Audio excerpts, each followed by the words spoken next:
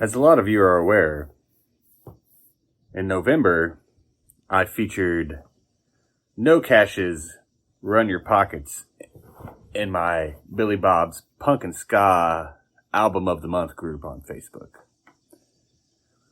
Well, I managed to get a hold of MC Devlin and score an interview to inquire about No Cash and all the cool stuff he's done since the demise of said band.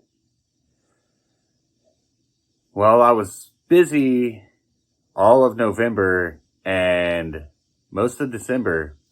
I tried to commission it out to get done by With the T Productions, but Ed was too busy to get it done.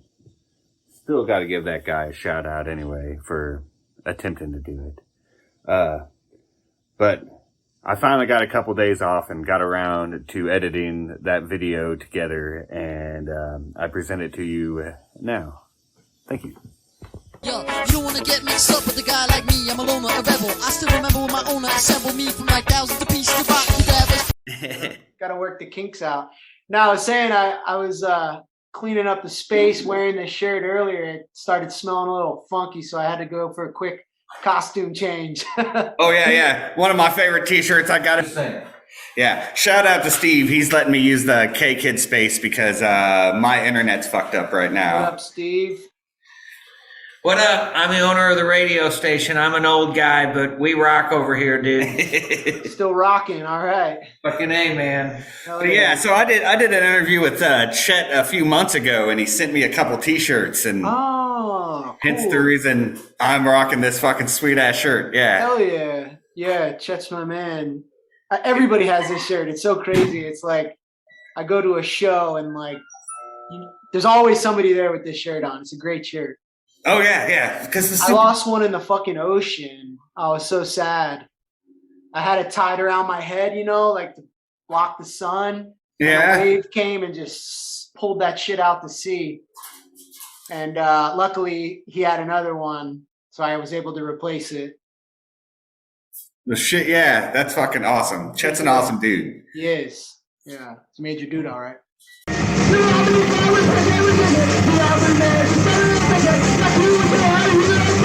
Yeah, so let's just jump right into this, man. So how did No Cash get started back in the day? Well, it was a group of buddies who just grew up playing music together and skating, and we had several different bands that were, different varied lineups of this guy's on guitar this time, this dude's playing drums this time. And the original No Cash lineup was me, this guy Doug on bass, and our friend AJ on drums. And we recorded the original demo tape with that lineup. And then as things started getting rolling, there were some member changes. I think the next thing to happen was we switched drummers, and Jesse, the drummer who everybody knows on Run Your Pockets, came into the band. And he was really like, I have to consider him the original drummer because we never played a show with the first three-piece lineup. It was just, we just made a demo. So Jesse was there from show one to the end the whole time. And then about a year in, I would say, Judd, the guitar player that everybody recognizes from Run Your Pockets, entered the fold. So I would honestly say like that would be the original lineup. Still include him in that really. And then we replaced switched bass players.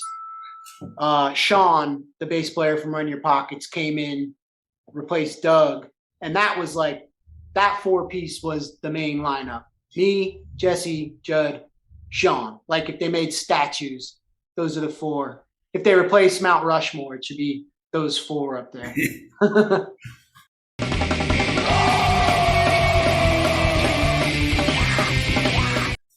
Awesome. So tell me a bit about Team Spider split. That was a fucking phenomenal split that you did with Team Spider. There were some great tracks on it that didn't even make Run Your Pockets, like the Annihilation of the Nations, fucking phenomenal track, and This Shit's Forever, fucking great shit. Yeah, fill me in on that release a little bit. How'd that go down? Yeah, well, thanks for saying that. So we met Team Spider from playing in the New York City scene, which we got involved with really quickly. It all happened so fast. Like, we made the demo and our drummer took it out to a show at Tompkins Square Park and gave it to one of the Crack Rock Steady guys. And then they started bringing us into New York to play shows. And we kind of hit it off, made friends with a lot of the bands out there, Team Spider in particular. So we just decided to do a split. I don't know why, if it was like we thought it'd be cool, or I don't know. I don't know like what's behind a split. Are you just trying to save money on the pressing? Like, I can't remember what the purpose of like jamming both of our EPs onto one disc was, but I was actually thinking that when I was listening, I revisited the kind of the discography this morning to sort of catch up for the interview. And I missed some tracks on Run Your Pockets, maybe, that I thought, I feel like the EP is a little more pure. And like by the time we got to Run Your Pockets, it's just such a production and it sort of loses a bit of the essence. So I feel like, the Team Spider split, it really has that rawness that when I'm looking back at No Cash, that's like what I'm fond of. It's not like the super polished stuff, which was great. And it was, I mean, for showcasing the guitar and drums, which like we had phenomenal rhythm section and lead. But I think some of that like punk, that skate punk energy was maybe gone at that point, lost in the mix. Word.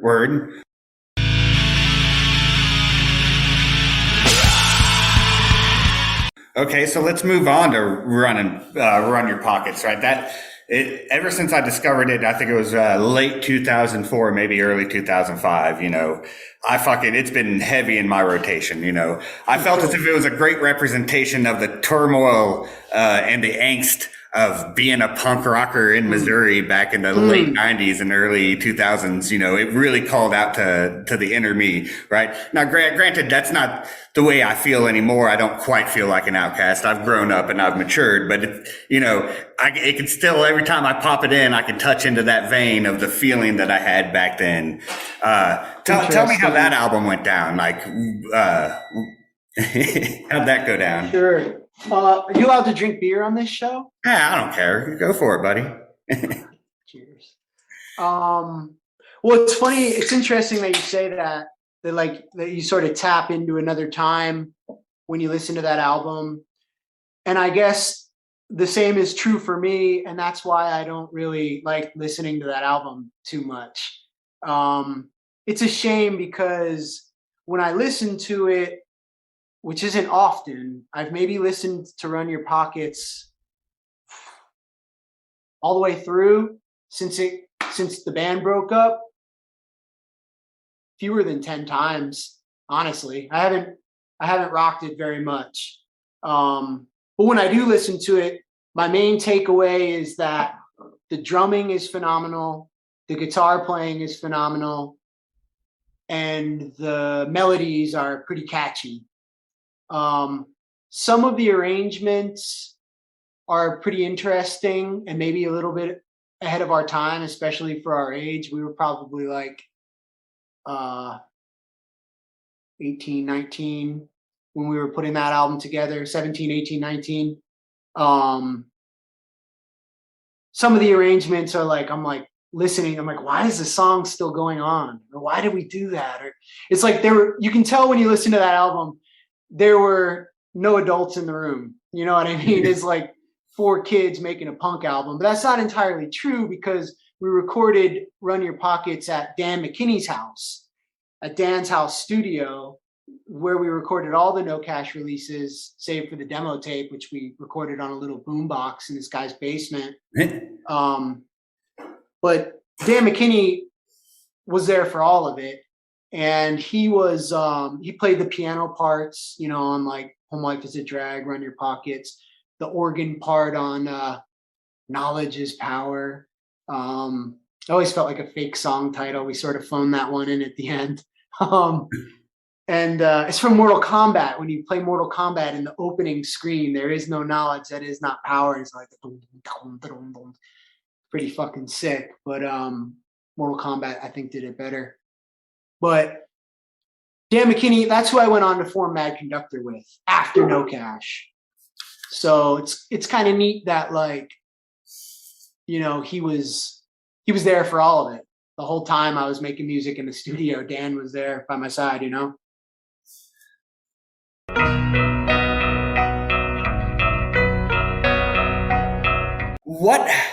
So what happened? What happened with No Cash? You said, like you said, it doesn't give you when you reflect back upon it, it leaves you with a negative taste in your mouth. What went so south that, Well, one of the unfortunate things about it, like, but I guess it's just a main part of the story, is how much negativity was intertwined with all of it. Like, just listen to the lyrics. It's like, I don't know.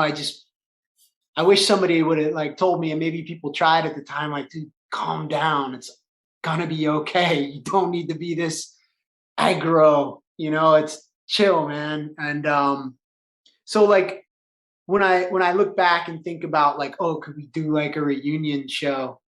I'm like, there are so few lyrics that I'd even be comfortable vocalizing at my age, at this point in my life, that it's just like, I don't know. I think that band and all that music is just stuck in that time. It died. The music died.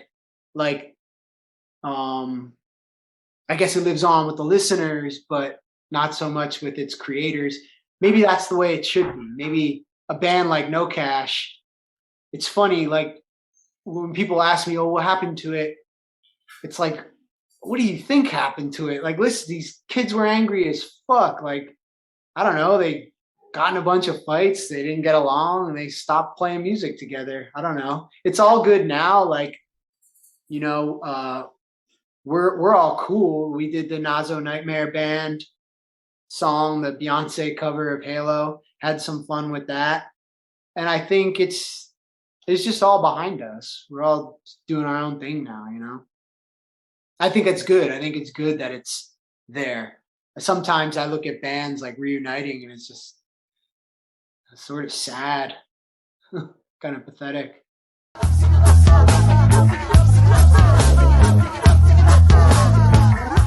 Word, but that its demise gave birth to MC Devlin. The whole Mad Conductor, which let's bust into that. You busted on the scene with that in 2005 with your first EP, Mechanical Claw. How did that all go down? Well, you can hear the hip hop influence creeping into No Cash by the end, and I think that No Cash's like most popular song, probably what people would consider the flagship song, is Gasoline. And if there's a song on that album, Run Your Pockets, that I can't make it through, it's that one. It's just the cringe factor's high for me. I know people like that song, but I'm just like, yo, these lyrics are whack. It was like very obviously like your first rap song kind of deal, I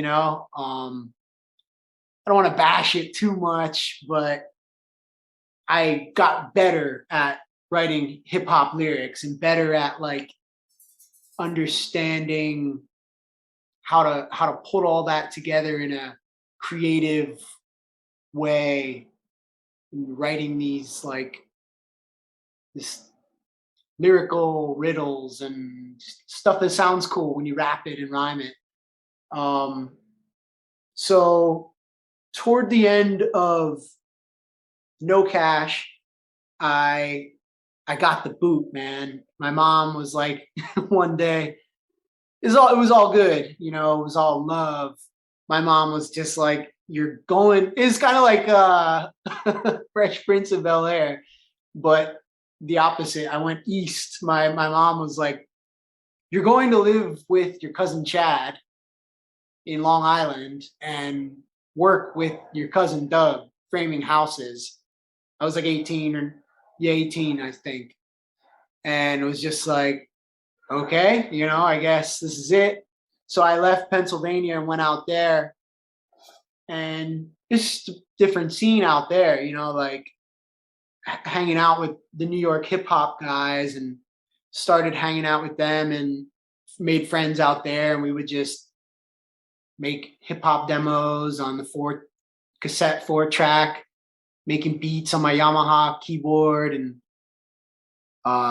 hanging out with those dudes, freestyling, doing little battles and shit. And I just started to love it and feel that energy out there. So like every weekend I would pass through the city, through Manhattan, going back to Pennsylvania for no cash practice. So I'd take the train from Long Island to Penn Station, and then walk down to Port Authority, take the bus home, carrying my guitar, smoking joints, feeling really cool, you know, and just started to really embrace that, like the hip hop spirit in New York City.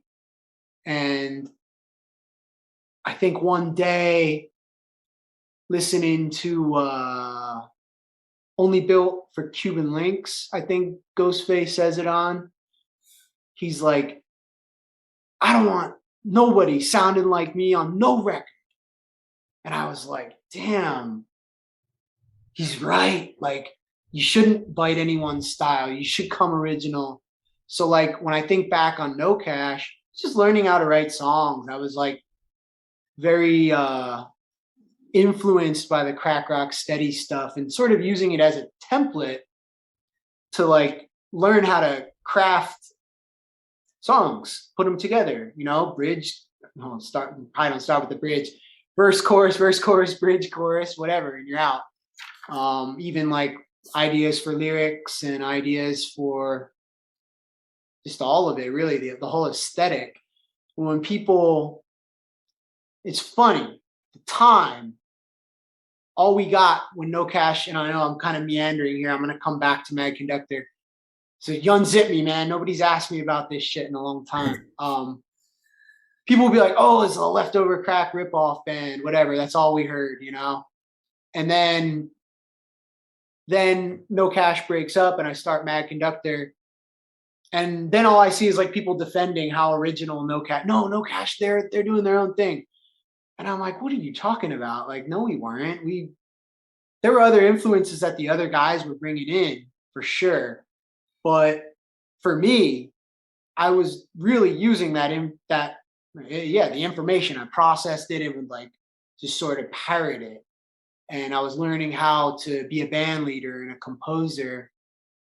So when I started Mad Conductor, I was like, I want to be totally myself with this. And I really want to express myself. And I kind of knew like, this might not be as popular because it's sort of off the wall, you know, but it's true to who I really am. Because when I first started making hip hop music, I was kind of doing the same thing, like using Wu-Tang as my template. But then one day I heard that Ghostface line, you know, be original. And I'm like, that's it. So I went into Dan's house studio back in Center Valley, PA, to start recording. And he was just contributing a lot of really good ideas. And by the time I had this little EP put together, which would become Mechanical Claw, I'm like, look, Dan, like you're an invaluable component to this. Like we were a team. We became Doc and Marty, you know, like, and so we unified, and that's really when Mad Conductor was born, when it came to be. Awesome. Crazy long rambling answer, but Oh no, that's cool. That's cool. I don't got no pride when it comes to astronomy. If I know where I am, then I feel like they're on me. Still, Okay, so let's move on to run your pockets, right? Ever since I discovered it, I think it was late 2004, maybe early 2005. It's been heavy in my rotation.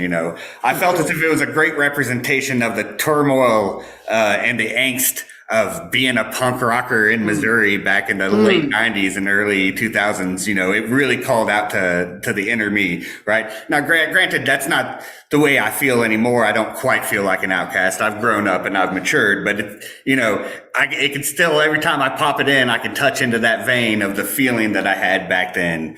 Tell me how that album went down. Like, how'd that go down? Sure. Are you allowed to drink beer on this show? Yeah, I don't care. Go for it, buddy. Cheers. Well, it's funny. It's interesting that you say that you sort of tap into another time when you listen to that album. And I guess the same is true for me. And that's why I don't really like listening to that album too much. It's a shame because when I listen to it, which isn't often, I've maybe listened to Run Your Pockets all the way through since the band broke up, fewer than 10 times, honestly. I haven't rocked it very much. But when I do listen to it, my main takeaway is that the drumming is phenomenal, the guitar playing is phenomenal, and the melodies are pretty catchy. Some of the arrangements are pretty interesting and maybe a little bit ahead of our time, especially for our age. We were probably like 18, 19 when we were putting that album together, 17, 18, 19.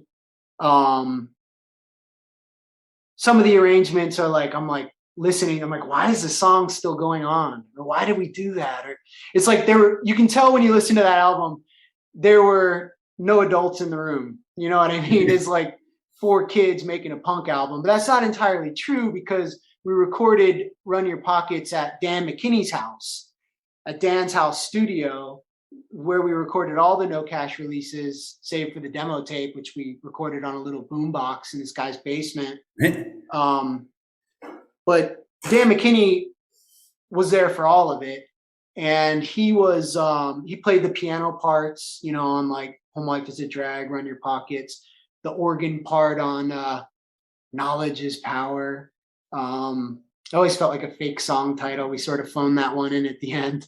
And it's from Mortal Kombat. When you play Mortal Kombat in the opening screen, there is no knowledge, that is not power. It's like pretty fucking sick. But Mortal Kombat, I think, did it better. But Dan McKinney, that's who I went on to form Mad Conductor with after No Cash. So it's kind of neat that he was there for all of it. The whole time I was making music in the studio, Dan was there by my side, I used to own the place up across gates of states till the market crash left me flat on my face. Okay, so you released several more EPs. There was the Member Only, Central America, and then you had the track Lethal Protectors. I really love that Central America EP. Oh, thank you. Yeah, could you tell me a bit about those? Central America, Members Only era may have been the perfect kind of intersection between creativity and palatable music. Like, I think with MC Rises, with our full length, our second full length, we maybe went a little too far. I don't know. For some reason, people didn't really respond to that. We weren't going to stop. We were only going to keep going off into like a, I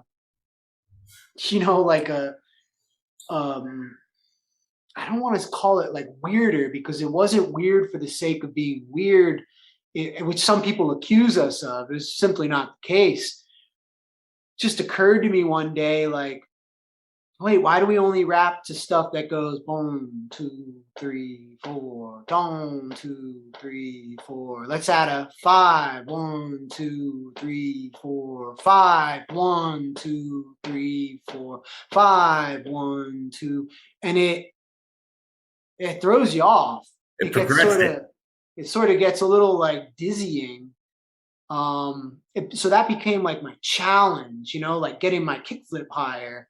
Like I want to push myself out of these boundaries.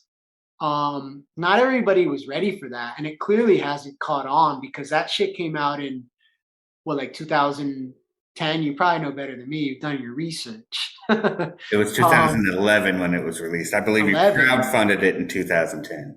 Okay. I believe you. I do. Like legend made Nicholson look like Ramel. My style makes a pterodactyl look like a spell. Flies a violent path of a crossbow L. Piercing your bone going straight through the mouth. I come from the asylum in the bowels of the nows. I got you in a warehouse strapped to the bows. Drinking all, grabbing holiday cows. While I'm still rocking that seasonal bulletproof apparel. Living by the plant left y'all funk stale. Whereas I'm Abbott and Bell, I'm rather... But people aren't doing that. They're just not. Like maybe in the underground, there's some people rapping to odd time signatures and different time signatures, but I don't hear it. I haven't heard anybody do it. Sometimes I like to claim we're the first to ever do it, and somebody will get back to me with like some random, I don't know, freestyle a guy did with a jazz band at like some coffee shop that's probably like shut down now, and they're like, oh no, like this is the original, you're biting again or whatever. I don't know. Haters are gonna hate, man. But well, with all the crazy stuff that Kool Keith has done, I wouldn't be surprised if he hadn't fallen into it somewhere before, you know?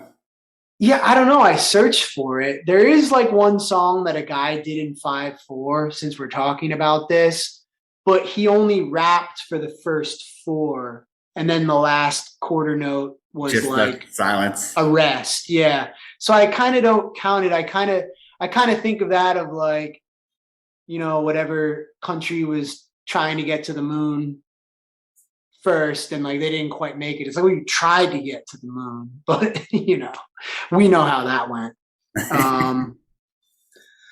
But yeah, there's still some monkeys floating around up there, dogs in space. Yeah, all kinds of shit, space junk. You're talking space junk, all right? Yeah. But no, Kool Keith. I love me man, some it's funny. It's funny you bring him up because I've been listening to a lot of Dr. Octagon. You know, it's October. Oh so yeah. I always got to put on the Dr. Octagon album with Cenobites. Some of my favorite. That's one of my like favorite underground hip hop songs. Is Kick a Dope Verse. I love that shit. I think it's like perfect hip hop, like perfect lyrics. Kool Keith's verse from the Cenobites, Kick a Dope Verse, sort of the energy and angle that I strive for in Mad Conductor. Like it sounds cool, but you have no idea what the fuck the guy's talking about. And it's fresh, it's dope. It's like No Cash was so emotional, and I was so like emo. You know what I mean? Like it was a punk band, but the lyrics are so emo. Oh and yeah. It's funny. Like there are people who knew me before No Cash and during No Cash, and there are people who I've met post No Cash. And it's funny when they like end up hearing No Cash or they go off and like, I want to see what Chris was up to. I sort of get this like, you know, Back to the Future when Marty does the solo and his mom is like, some very interesting music, Marty. Like, I kind of get that, and people just can't. They're like, that's not that guy, right? Like, it's so not me. And I consciously made that decision going from No Cash into Mad Conductor. Like, I don't want to be so expressive with my emotions. I just want to sound cool. I just want people to think I'm cool. You know, that's it. Totalitarian. Up in the cut like cesarean, lamping with Marion. Okay, so I'm kind of running out of time here, so I got two more I really want to ask. Oh, yeah, sorry. No, it's cool. It's cool. Rambling. Let's see here. First off, I love the collaborations you've done with Chet, with the stupid henchman, the Infinite Alliance. Can we expect any more of that to come out? I would love to. That'd be great. We've got sort of a non-music related project going on right now. I had right in this space that I'm in is my garage. I had a little 2-foot mini ramp, kept me sane throughout pandemic isolation, but now I need the space for other projects.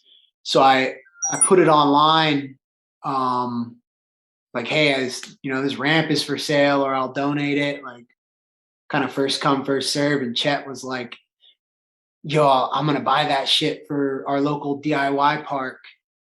And I'm like, dude, like, you want this ramp, it's yours. Chet has been very good to me and my family over the years. So I think it's really cool that this ramp is going to find a home up there in upstate New York at this skate park, Crane DIY, I think they call it.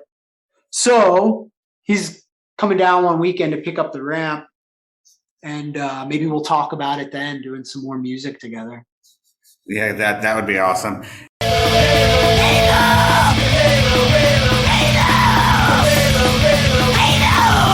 And one more I want to touch base. You brought it up earlier. Nazo Nightmare Band. What was the deal with that? And can we expect any more of that? Because that was phenomenal. I'm not even a Beyonce fan, and I was like, yeah. Yeah, I don't know that I pronounced that right. I was always kind of like, now I hear you say it, and I kind of thought in my head at the time, is it Nazo or Nazo? Like, this is probably Nazo because it's Nazareth. It's short for Nazareth. The name comes from Emmett Otter's Jug Band Christmas. I don't know if you ever saw that Jim Henson movie. Yeah. There's the River Bottom Nightmare Band.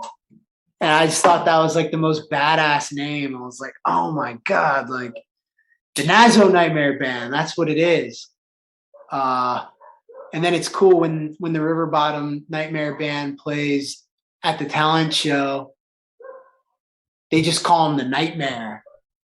So it's like they are the River Bottom Nightmare Band, but they're known as the Nightmare. I'm like, that's fucking sick.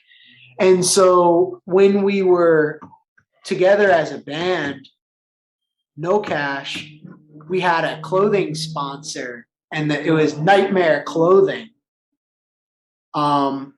And they just did like sick apparel. I used to wear this shirt at a lot of No Cash shows that had Jesus on it, and it said "Not My Savior" down the side. I wish I still had that shirt, man. It was dope. I remember the other guys in the band even being like, I don't know if I'd wear that shirt, but it's cool that you do, Chris. Like, you're the one who can burn in hell for all eternity. But so the guy who owned this clothing company, Nightmare, his name was Josh, and he was stepbrothers with Sean and Jesse, who were the drummer and the bass player in No Cash. They were stepbrothers. He had another pretty legendary punk band from Nazareth, Nazo, called the Overdrives. And a few years, I guess, after they broke up, this guy Josh joined the New Jersey band Bigwig. I don't know if you ever heard of it. Oh, yeah, Bigwig. Yeah, Bigwig rules. So we have a stepbrother in Bigwig. You know, we had like a connection with them, which is pretty cool, I think, tidbit maybe for fans to know that. But yeah, so he had a clothing company called Nightmare, and it was just kind of neat that the name Nazo Nightmare Band sort of like was a shout out to that time period when we had our our nightmare gear that we wore at all our shows. Yeah. We gotta be going out in style.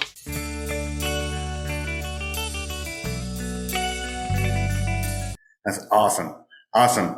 Well, like I said, we're running out of time here. It's 3 minutes before it cuts this whole meeting off. I appreciate you taking the time to answer all these questions because, like I said, there's just not much information on No Cash out there. There's a little bit on an anarcho-punk site, and it's probably all wrong too. I see a lot of like fake news out there regarding No Cash, like that we started in 1999. That's not true. We started in 2000.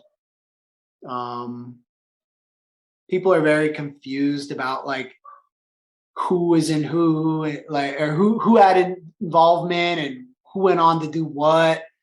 Like, I've read that MC Devlin wasn't in No Cash. He was just a friend, or he's the other guy who rapped on Gasoline, or the other guy who rapped on Gasoline actually along with me was TJ Backwards, who raps on Troubles in the Sewer on the Mechanical Claw EP for Mad Conductor.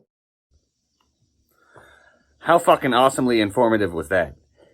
Got to give a fucking major shout out to MC Devlin for taking the time to answer all them questions and being patient with the release of said video. You know, it took me a while to get this out there.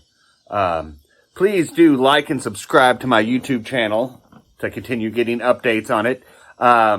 As well as join my fucking Facebook group that I'm fucking posting all this shit for to begin with, you know. Billy Bob's Punk and Ska Album of the Month group on fucking Facebook. Check it out. Always good shit gonna be coming out of there, I promise. Alright. Thank you.